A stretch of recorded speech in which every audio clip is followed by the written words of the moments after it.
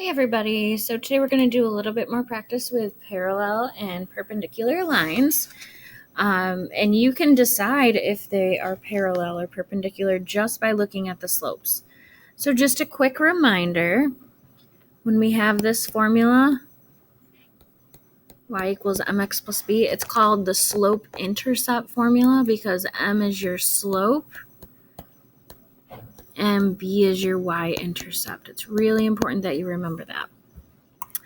All right, so it says parallel lines have equal slopes. All right, they are increasing or decreasing the same way each time. So when we go to graph, remember we start at the y-intercept. And again, that's your y-intercept, so make sure it's going on the y-axis. So we start at -3 down here, and your slope's +2/1. So from there up 2/1. And always run to the right. Always go forward, don't go backwards. All right, and then we are going to draw our line. It's best if you use a straight edge to do this. All right, and then just make sure that with any line or any graph, you have your arrows to show it's continuous and the equation y equals 2x minus 3. Now, what happens if you forget how to graph that? You have a graphing calculator always on hand. Regents, tests, any of it. So go to y equals. That's the left-hand side of your equation. As long as it's solved. Like on the second one, you'd have to get y by itself before you can do anything. All right, so 2x minus 3. There's your graph. All right, and you could get the points from the table. All right, so this is 0, -3, 1, -1, 2, 1, and so on. All right, so use that graphing calculator if you need it. Second equation, you definitely need to solve for y first. So I'm going to add 4 to both sides.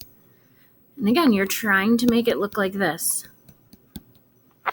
So when I go to write this, I'm not going to say that's 8x. I put the one with x first, so 4x, and then the plus 4. Divide by 2 on both sides, so y equals 2x plus 2. Y-intercept is where we start. And then our slope again is up 2/1. So we go up 2/1, up 2/1. And you'll notice when you draw your line that you have two lines that will never intersect. So we have some parallel lines there. All right, and again, throw your arrows and the label on so you know, so you know which one's which. And you can use the original or the new equation. I tend to use the new one. All right, so that's an example of parallel lines. But again, I could have looked at both equations and noticed, okay, this one has a slope of 2, not 2x, just 2. This one has a slope of 2. Since they're the same, I know they're parallel. All right, let's look at an example with perpendicular now. Now remember, negative reciprocal slopes means you just flip the fraction and change the sign. So if it's positive, change to negative. If it's negative, change to positive. All right, so -3/1 is our slope. So when I talk about a negative reciprocal of that, my second equation should have a slope of +1/3. All right, but again, start at your y-intercept. 1, 2, 3, 4, 5. Going down 3/1. The negative just means you go down 3, but you always go to the right. Don't go backwards.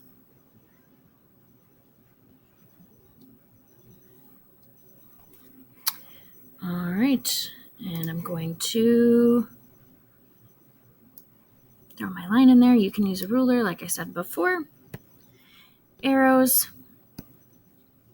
Would help if I put the drawing tool back on. There we go. And y equals -3x plus 5. All right, this is almost solved for y. We just have to divide by 3. Now, it says x/3. That does not become 3x. If there's nothing there, it's a 1. So y equals 1/3 x minus 2. So we'll start at -2. We're going up 1/3 this time. Up 1/3. And when we go ahead and draw this, we'll see that we have two lines that when they cross, they form a 90-degree angle. And you could even check that with a protractor if you wanted to.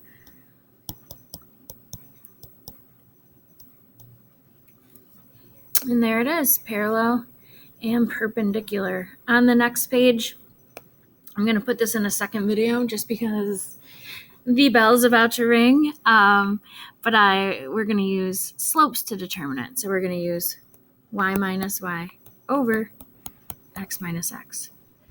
All right, so make sure you check out the second video for the second page of notes. Have a great day.